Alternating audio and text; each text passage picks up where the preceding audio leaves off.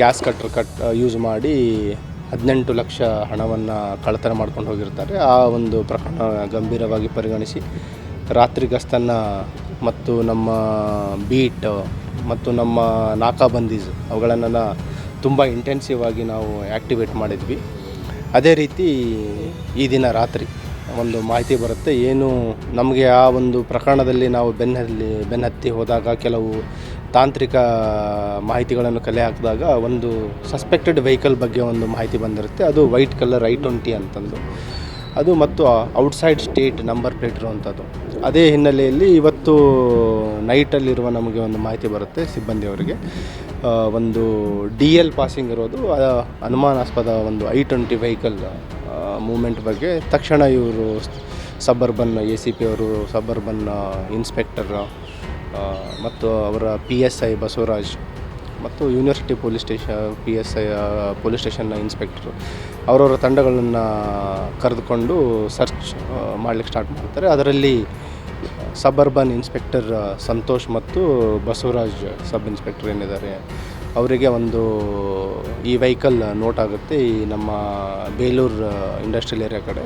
ಮತ್ತು ಅವರು ಚೇಂಜ್ ಮಾಡಿ ಹೋಗ್ತಾ ಇದ್ದಾಗ ಅವ್ರೇನು ಮೇನ್ ರೋಡ್ ಇದೆ ಅದು ತಪ್ಪಿಸ್ಕೊಂಡು ಒಂದು ಸೈಡ್ ರೋಡಿಗೆ ಹೋಗಿ ಅಲ್ಲಿ ಡೆಡ್ ಎಂಡ್ ಹೋಗಿ ಅಲ್ಲಿ ನಿಂತು ನಮ್ಮವರು ಪರಿಶೀಲನೆ ಮಾಡಲಿಕ್ಕೆ ಹೋದಾಗ ತಕ್ಷಣ 2 ಜನ ಆರೋಪಿಗಳು ನಮ್ಮ ಅಧಿಕಾರಿ ಸಿಬ್ಬಂದಿಯವರಿಗೆ ಹಲ್ಲೆ ಮಾಡಲಿಕ್ಕೆ ಶಾರ್ಪ್ ವೆಪನ್ನಿಂದ ಹಲ್ಲೆ ಮಾಡ್ತಾರೆ. ಅದರಿಂದ ಸೆಲ್ಫ್ ಡಿಫೆನ್ಸಲ್ಲಿ ನಮ್ಮವರು 2 ಜನ ಆರೋಪಿಗಳನ್ನು ಕಾಲಿಗೆ ಫೈರ್ ಮಾಡಿದ್ದಾರೆ. ಅದರಲ್ಲಿ ಫೈರ್ ಮಾಡಿದಂಥ ಆರೋಪಿಗಳು ಏನಿದ್ದಾರೆ, ಒಬ್ಬನು ತಸ್ಲೀಮ್ ಅಂತಿದ್ದಾನೆ, ಇನ್ನೊಬ್ಬನು ಶರೀಫ್ ಅಂತಿದ್ದಾನೆ. ಮತ್ತು ನಮ್ಮ ಇಂಜೂರ್ಡ್ ಆಗಿರುವಂಥ ಸಿಬ್ಬಂದಿಗಳು ಏನು ಸಬ್ ಇನ್ಸ್ಪೆಕ್ಟರ್ ಬಸವರಾಜ್ ಇದ್ದಾರೆ ಮತ್ತು ಕಾನ್ಸ್ಟೇಬಲ್ಗಳಾದ ರಾಜು, ಮಂಜುನಾಥ್ ಮತ್ತು ಫಿರೋಜ್ ಅಂತ 3 ಜನ ಸಿಬ್ಬಂದಿಯವರು ಗಾಯಗೊಂಡಿದ್ದಾರೆ. ಈಗ ಏನು ಗಾಯಗೊಂಡಿರುವ ಆರೋಪಿಗಳಿದ್ದಾರೆ ಮತ್ತು ನಮ್ಮ ಅಧಿಕಾರಿ ಸಿಬ್ಬಂದಿಯವರು ಎಲ್ಲರನ್ನು ಈಗ ಜಿಮ್ಸ್ ಆಸ್ಪತ್ರೆಗೆ ಶಿಫ್ಟ್ ಮಾಡಿದ್ದೀವಿ ಮತ್ತು ಅವರಿಗೆ ಒಂದು ಚಿಕಿತ್ಸೆಯನ್ನು ಕೊಡಿಸ್ತಾ ಇದ್ದೀವಿ.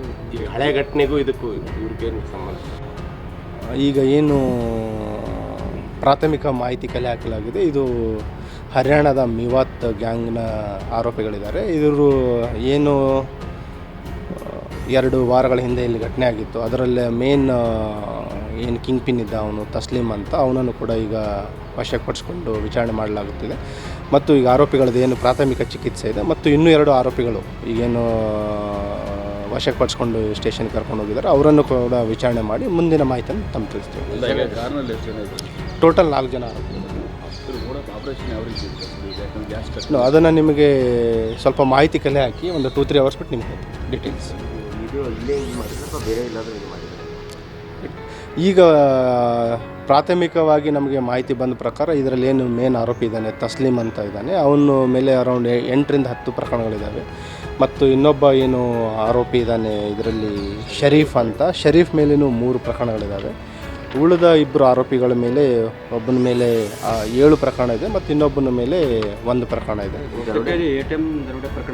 ATM ಮೇಜರ್ ಈಗ ರೀಸೆಂಟ್ ಅವರು ಮೋಡಸ್ ಆಪರೆಂಡಿ ಇರೋಂಥದ್ದು ಟಾರ್ಗೆಟ್ ಮಾಡ್ತಾ ಇರೋದು ATMಗಳನ್ನು ಹೆಚ್ಚಾಗಿ ಅವರು ಫೋಕಸ್ ಮಾಡ್ತಾ ಇರೋಂಥದ್ದು.